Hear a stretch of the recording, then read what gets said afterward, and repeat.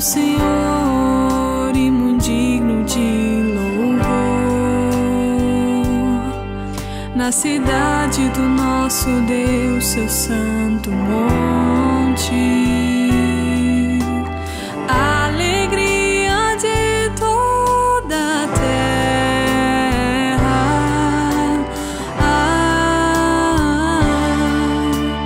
Grande é o Senhor em quem nós temos a vitória e que nos ajuda contra o inimigo. Por isso diante dele nos prostramos.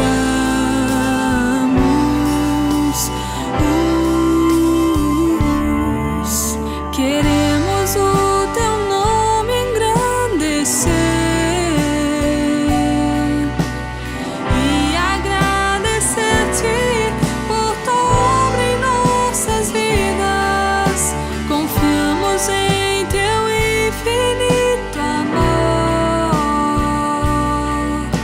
pois só tu és o Deus eterno sobre toda a terra e céus.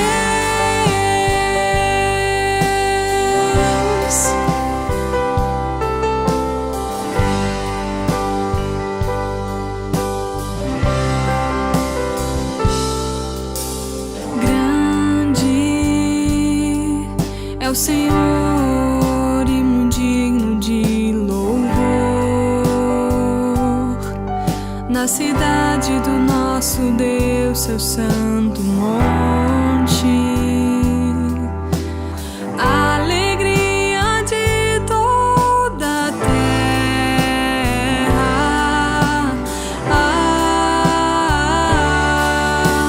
Grande é o Senhor em quem nós temos a vitória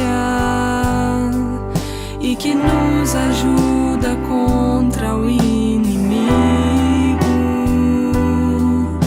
Por isso diante dele nos prostramos.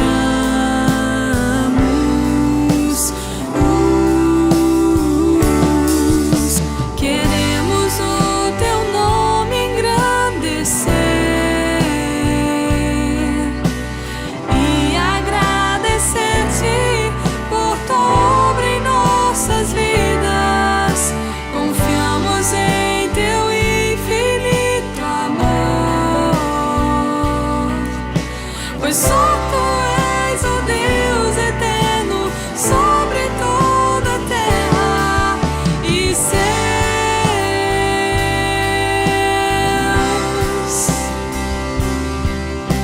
Queremos o teu nome engrandecer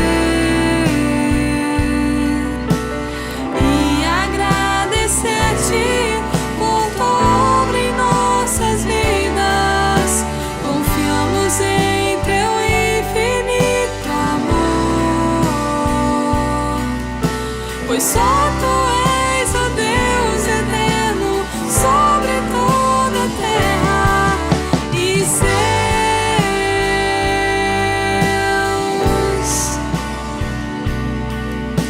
Pois só tu és o Deus eterno sobre toda a terra e céus.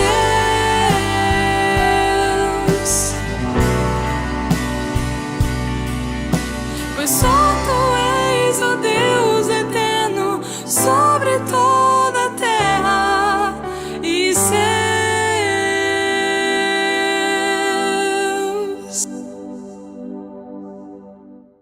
Salve a todos vocês, com a graça e a paz do nosso Senhor Jesus. Por gentileza, abram suas Bíblias no Salmo de número 119. Eu farei a leitura do verso 96. Diz assim a palavra de Deus: Tenho constatado que toda perfeição tem limite, mas não há limite para o teu mandamento. O autor desse salmo muito conhecido, o capítulo mais longo de toda a Bíblia, 176 versículos, nos diz que ele tem constatado que toda perfeição tem limite. Mas ele traz aqui algo muito interessante, ele diz que não há limite, ou seja, da perfeição para o mandamento, para a palavra de Deus. Porque todos nós sabemos que a palavra de Deus reflete o seu autor. E em Deus não há limite para a perfeição. Acreditam-se que o autor desse salmo seja Esdras. Eu concordo, porque se você olhar no capítulo 7 de Esdras, no verso 10, vai dizer o seguinte: pois Esdras tinha decidido dedicar-se a estudar a lei do Senhor, e a praticá-la, e a ensinar os seus decretos e mandamentos aos israelitas. Esdras se comprometeu à palavra de Deus, não só a estudá-la, conhecê-la, mas a praticá-la, a vivê-la e também a ensiná-la. Se você olhar o Salmo 119, ele é dividido em 22 partes.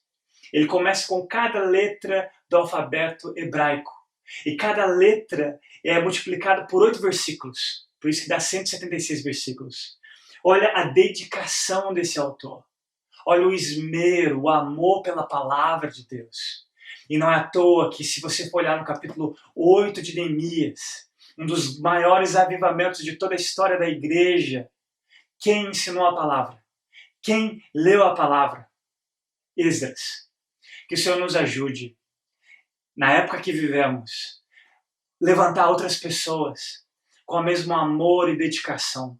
Pessoas que olhem para a palavra de Deus e de tudo que ela já constatou, ela reconheça que não há limites para a perfeição dessa palavra e que não há nada, nenhum projeto nessa vida que vale tanto a pena do que dedicar em conhecer essa palavra, em viver essa palavra, em ensinar essa palavra. E quem sabe o Senhor nos concede a graça, o privilégio de também vermos um avivamento. E quando eu falo avivamento, embora essa palavra já esteja desgastada, eu digo em conversão genuína de pecadores, dando glórias, louvores a Deus, porque Ele é digno. Vamos orar? Pai, nós te agradecemos pelo privilégio que nós temos de ouvir a Tua palavra sendo transmitida, de cantarmos a Tua palavra através dos louvores. Mas nós te pedimos que o Senhor nos ajude a sermos um povo segundo a Tua palavra. Daniel vai dizer que um povo que é segundo a Tua palavra é um povo forte. E nós precisamos, mais do que nunca, Senhor, de um povo forte, um povo que conhece o autor dessa palavra, um povo que se dedica em ensinar, em viver essa palavra. Porque eles reconhecem que para a beleza, para a perfeição do autor e também da Tua palavra não há limites. Ajuda-nos, Senhor. Conceda-nos a graça e o privilégio de sermos esse povo. É no nome precioso de Jesus que nós oramos. Amém.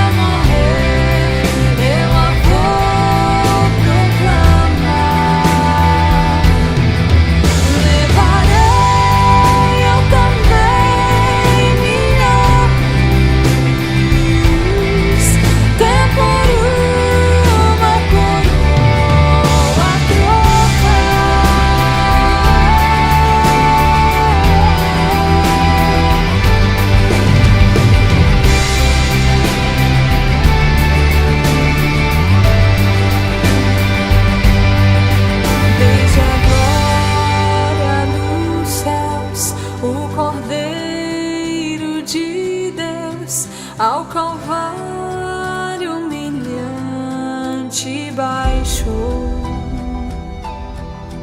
Essa cruz tem pra mim atrativo sem fim, porque nela Jesus me salvou. Sim, eu amo a mensagem da cruz, até morrer eu a vou proclamar. Levarei eu também minha cruz, até por uma coroa trocar. Nesta cruz padeceu e por mim já morreu meu Jesus para dar-me o perdão. E eu me alegro na cruz, dela vem graça e luz para minha santificação.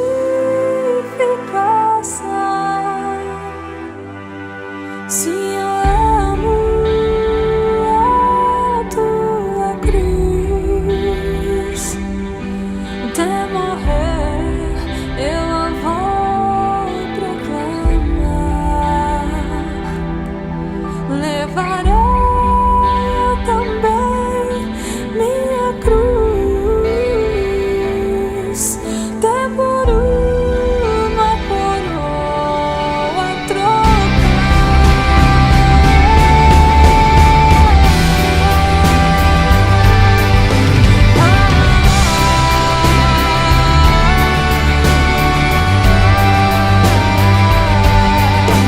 Eu aqui com Jesus, a vergonha da cruz, quero sempre levar e sofrer. Cristo vem me buscar e com Ele no lar uma parte da glória em de ter. Sim, eu amo a mensagem da cruz, até morrer eu a vou proclamar. Levarei eu também minha cruz, até por uma coroa trocar. Levarei eu também minha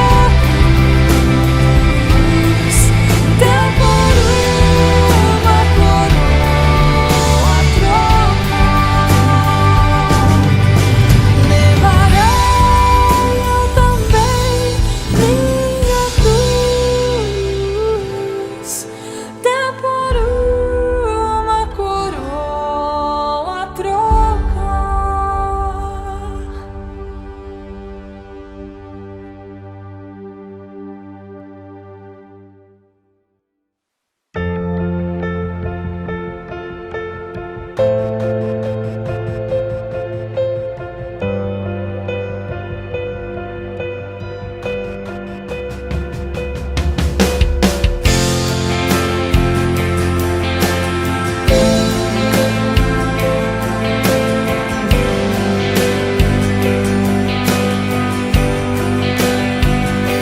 Os reinos se abalam, os povos se curvam, as bocas se abrem, as mãos se levantam pra dizer que tu és o rei, pra dizer que tu és o Senhor.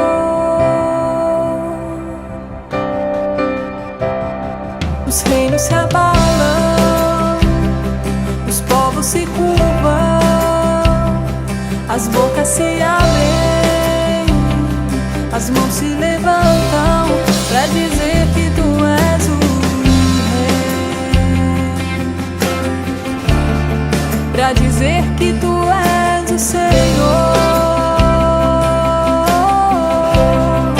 Teu reino é sempre eterno, firmado em misericórdia, justiça e igualdade, bondade e fidelidade. A tua igreja te adora, a tua igreja te adora. Teu reino é sempre eterno, firmado em misericórdia, justiça e igualdade, bondade e fidelidade. A tua igreja te adora, a tua igreja te adora.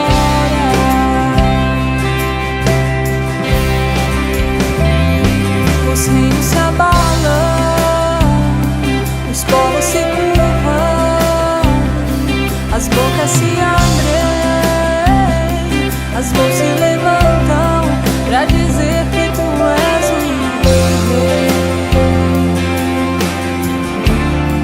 pra dizer que tu és o Senhor, pra dizer que tu és o rei, pra dizer que tu és o Senhor, pra dizer que tu és o rei, pra dizer que tu és o Senhor. Teu reino é sempre eterno, firmado em misericórdia, justiça e igualdade, bondade e fidelidade. A tua igreja te adora, a tua igreja te adora. E teu reino é sempre eterno, firmado em misericórdia, justiça e igualdade, bondade e fidelidade. A tua igreja te adora, a tua igreja te adora.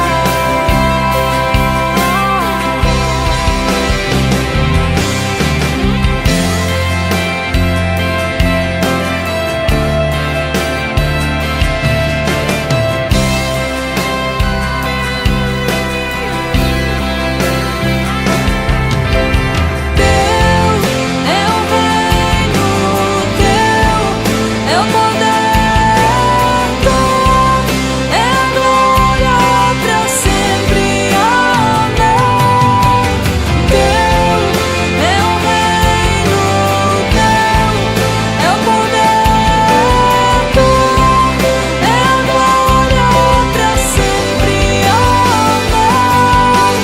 Teu é o reino, teu é o poder, tua é a glória.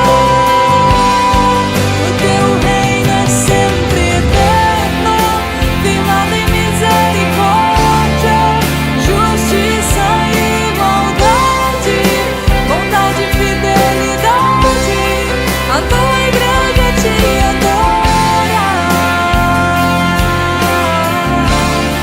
a tua igreja te adora. Mateus capítulo 7, versos 1 ao 6. Não julguem para que vocês não sejam julgados, pois da mesma forma que julgarem, vocês serão julgados. E a medida que usarem, também será usada para medir vocês. Por que você repara no cisco que está no olho do seu irmão e não se dá conta da viga que está em seu próprio olho? Como você pode dizer ao seu irmão, deixe-me tirar o cisco do seu olho, quando há uma viga no seu? Hipócrita, tire primeiro a viga do seu olho, e então você verá claramente para tirar o cisco do olho do seu irmão. Não deem o que é sagrado aos cães, nem atirem suas pérolas aos porcos, caso contrário, estes a pisarão. E aqueles, voltando-se contra vocês, os despedaçarão. Hoje à noite iremos encerrar essa temática, julgar ou não julgar, eis a questão. E até então nós temos visto daquilo que Jesus nos proíbe a fazer, que são os julgamentos hipercríticos ou condenatórios. E ao mesmo tempo o que ele nos orienta ou nos instrui acerca dos julgamentos justos. Vimos da necessidade, da sabedoria que precisamos ao julgar a nós mesmos, depois julgar o nosso próximo, e também acerca do que nós conhecemos dos falsos profetas e seus ensinos. Vimos o equilíbrio necessário quanto ao hipercrítico e ao uso do senso crítico, de maneira que edifique a vida do nosso irmão. Vamos ver hoje especificamente o verso 6. Eu queria usar uma tradução diferente da que eu acabei de ler. Diz o seguinte: não deem para os cachorros o que é sagrado, pois eles se virarão contra você e os atacarão. Não joguem as suas pérolas para os porcos, pois eles as pisarão. Existe um contexto maior e um contexto menor para nós entendermos esse versículo 6. O contexto maior é exatamente o próprio sermão desses 3 capítulos, 5, 6 e 7 em Mateus. O verso 17 do capítulo 5, Jesus faz uma menção muito importante acerca da lei e dos profetas, ou seja, o Antigo Testamento. Ele diz o quê? Ele não veio abolir, mas ele veio cumprir. E nós já vimos como ele traz mais clareza acerca do que Deus ensinou no Antigo Testamento. Ele também deixa claro que nós não somos isentos de cumprir a lei. Somos salvos pela graça daquilo que a lei nos condena em Cristo, porque ele viveu de maneira perfeita a lei. Mas a nós, como cristãos, também estamos cumprindo a lei pela graça dele. Tanto é que no Novo Testamento existem mandamentos que nós precisamos obedecer. Então o cristão ele não está isento da lei. Ele está isento da condenação que a lei trouxe. Mas nós estamos sujeitos à obediência a essa lei. E Jesus deixa claro nesse verso 17 do capítulo 5. Mas quando ele usa essas figuras de cães e porcos, esse contexto maior do verso 17 nos ajuda a entender que ele está trazendo menção à lei, ao Antigo Testamento. E o contexto menor desses 6 versículos do capítulo 7, acerca dos julgamentos, que nós vamos entender que é necessário, de novo, julgamentos justos acerca dessas 2 figuras que ele utiliza. Então, em primeiro lugar, as definições. Aqui ele vai trazer cães e porcos.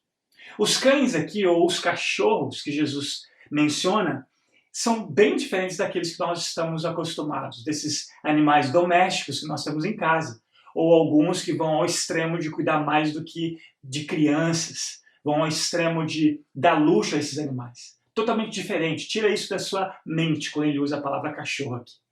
O cachorro mencionado aqui são aqueles que perambulavam pelas ruas, sarmentos, até mesmo violentos, animais desprezíveis, nojentos. Chamar alguém de cão aqui trazia um certo insulto. Quando Davi vai contra Golias com o seu cajado, Golias vai dizer o que para Davi? Acaso sou eu um cão para você vir com um pedaço de pau? Ele se sentiu insultado, ele usa propositalmente essa palavra cão. Ser devorado até mesmo pelos cães era sinônimo de maldição. E um exemplo clássico no Antigo Testamento é Jezabel, uma das mulheres mais perversas que já viveu, esposa do rei Acabe. Ela foi devorada pelos cães. Isso foi uma maldição que Deus decretou contra aquela mulher malvada e ela seria devorada pelos cães. Então guarda essa primeira imagem dos cães que Jesus utiliza aqui. Segundo, os porcos. Mateus capítulo 8, você vai ver que os porcos foram o refúgio escolhido pelos demônios. Você também pode perceber que traz essa menção de algo desprezível, imundo. Levítico capítulo 11, Deuteronômio capítulo 14, eles estão incluídos na lista de animais imundos que Jesus proibiu os judeus de comerem. Quando o filho pródigo ele chega a uma humilhação tamanha de comer a lavagem ou as alfarrobas dos porcos, essa imagem mostra a desgraça que aquele moço chega, né, ao ponto da desgraça que ele chega a comer lavagem de porcos. Outra descrição que nós precisamos ver nesse verso é o que significa o que é santo e pérolas. O que você não pode dar de santo aos cães e nem lançar as pérolas aos porcos. Essa expressão, tanto santo quanto pérolas, tudo que você vê acerca de santo é separado. Tem um propósito, tem uma estreita relação para Deus. É algo tirado do comum, mas que é dedicado a Deus. As pérolas traz quase um sinônimo acerca do que foi separado. Ou seja, a preciosidade daquilo. O valor inestimável disso. Uma pérola nessa região do Oceano Índico, ela tinha um grande valor. Se alguém quisesse comprar, ele teria que vender todas as suas posses. Tão valiosa é essas pérolas. Então, o que tem de grande valor? Mateus capítulo 13 vai deixar isso claro. O reino dos céus, ou seja, esse rei, na sua mensagem, nesse grande sermão do reino, o reino dos céus, também é como um negociante que procura pérolas preciosas. Encontrando uma pérola de grande valor, foi e vendeu tudo que tinha e a comprou. E o que são os cães ou os porcos? O Senhor Jesus aqui ele não tem medo de usar uma linguagem forte para descrever as pessoas quando era apropriado. E ele faz isso de maneira pejorativa, mas não só acerca dessas duas figuras desprezíveis, mas a atitude das pessoas quanto àquilo que é sagrado, quanto às pérolas de grande valor. Ele traz essa ideia do desprezo de algumas pessoas acerca do reino de Deus, acerca do evangelho, da mensagem desse reino.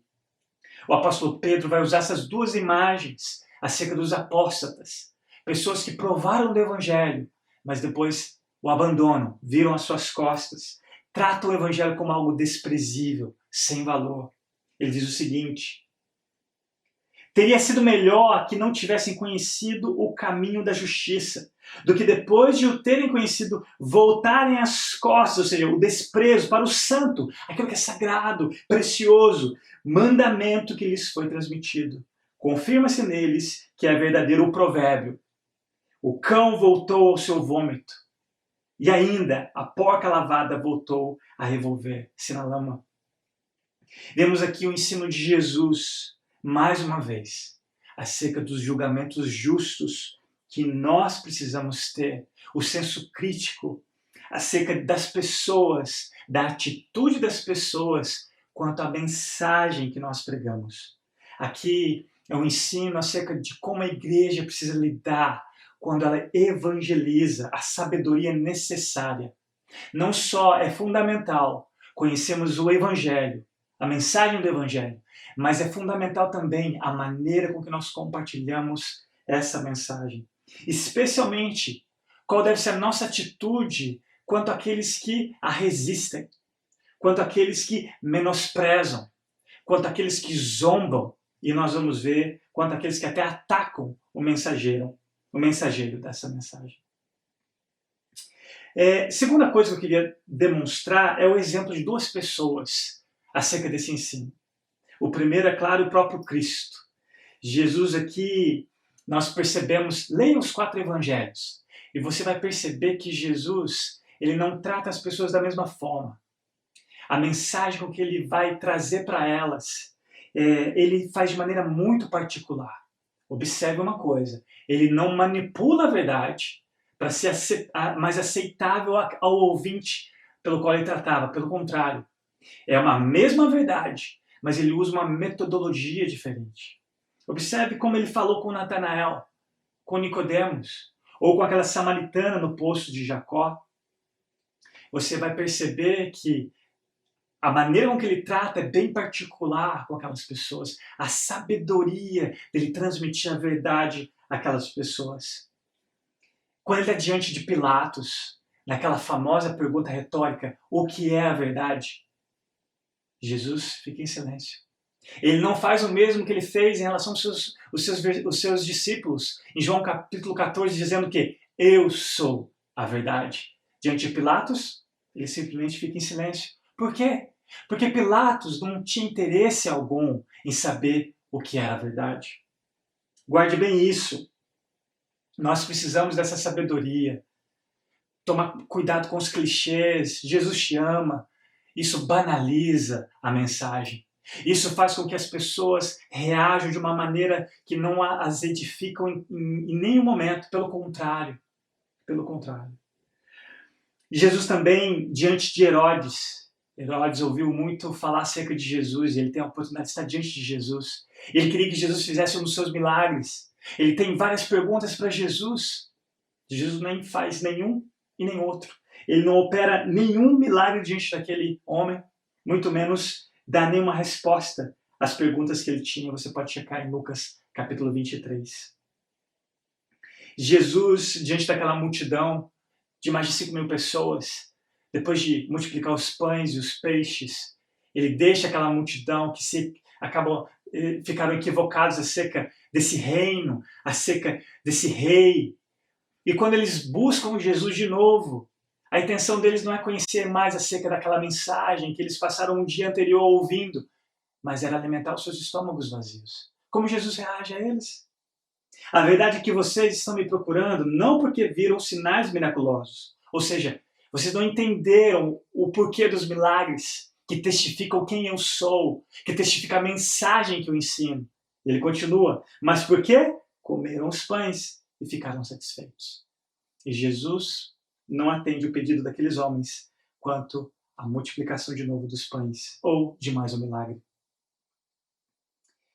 Você já perguntou por que Jesus fazia uso de parábolas? É interessante que, às vezes, nós lemos alguma coisa a esse respeito, mas perdemos o propósito. Jesus usa as parábolas como uma forma de esconder, de proteger a preciosidade dessa mensagem daqueles que a desprezavam. E você vai perceber que para poucos, para um grupo seleto, ele dava explicação das parábolas. Por exemplo, Marcos capítulo 4, olha o que o texto diz. Quando ele ficou sozinho, os 12 e os outros que estavam ao seu redor lhe fizeram perguntas acerca das parábolas. Ele lhes disse, olha só o propósito da parábola.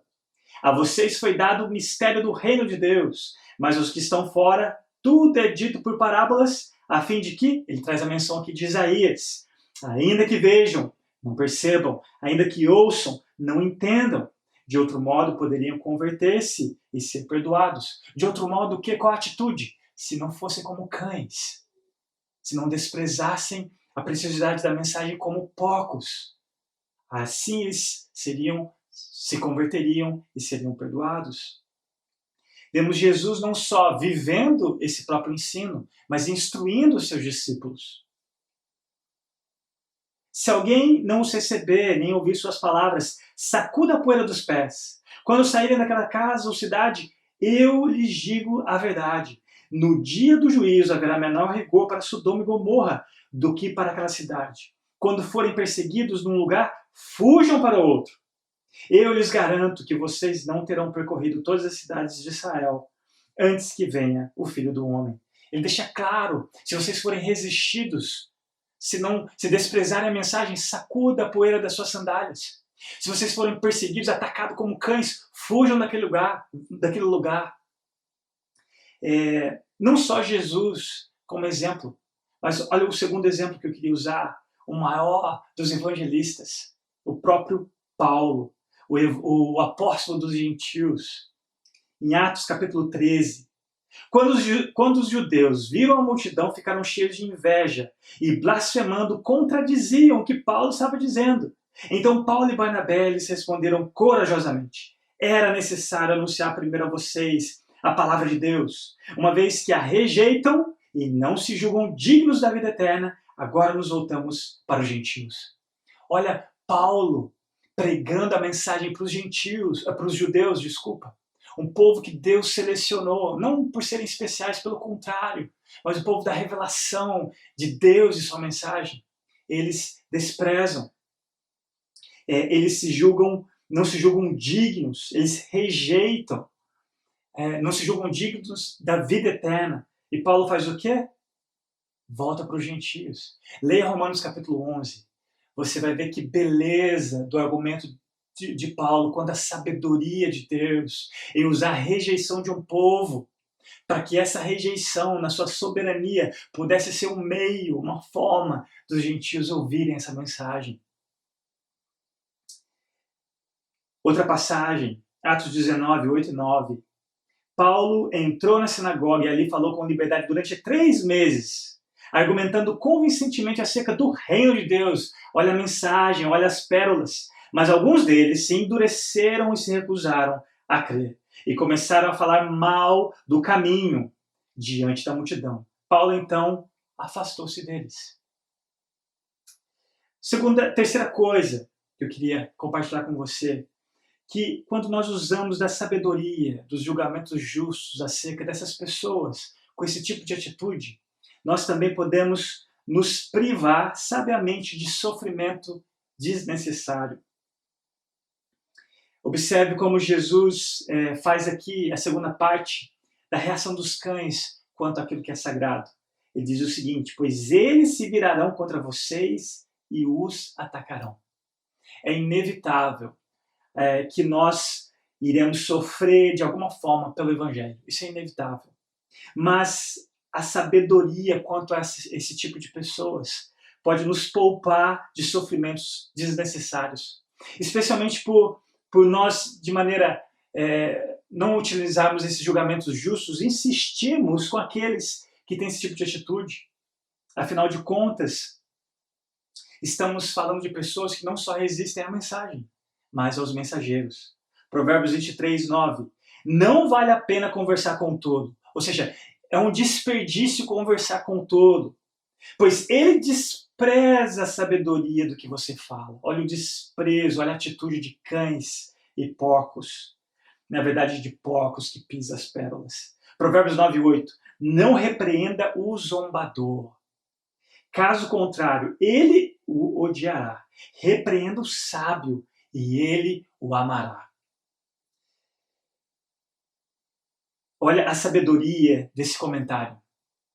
Prosseguir indefinidamente na companhia daqueles que ridicularizam a religião cristã não é justo para aqueles campos que esperam ser atendidos, especialmente diante do fato de que a seara é grande e está pronta, porém os trabalhadores são poucos. É verdadeiro esse comentário, quando nós insistimos com aqueles que desprezam, resistem à verdade, nós estamos desperdiçando energia e também tirando a oportunidade daqueles que estariam dispostos a ouvir essa mensagem. Outro ponto que eu queria considerar, e o último, o amor pela palavra de Deus, pela preciosidade da palavra de Deus, é o equilíbrio necessário para amarmos o pecador. Não joguem as suas pérolas para os porcos, pois eles as pisarão. Lançar pérolas aos porcos nos leva a 2 conclusões. Quem faz não compreende o valor delas, ou quem faz isso não conhece a natureza dos porcos. Como é inegociável, assim como eu falei na abertura, o nosso amor, zelo pela palavra de Deus. Como é fundamental nós conhecermos a palavra de Deus, estudarmos, nos dedicarmos a isso. Sem dúvida alguma, o sofrimento de uma alma eternamente no inferno é algo triste, horrível demais, mas não se compara com o desprezo de um pecador acerca do Deus da palavra.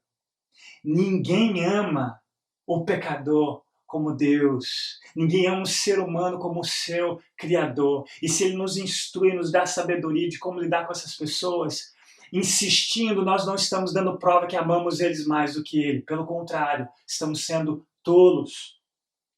Deus fez o ser humano sem pecado. Criou um mundo perfeito. E não só um mundo perfeito, mas colocou esse ser humano para reger, exercer domínio sobre essa criação.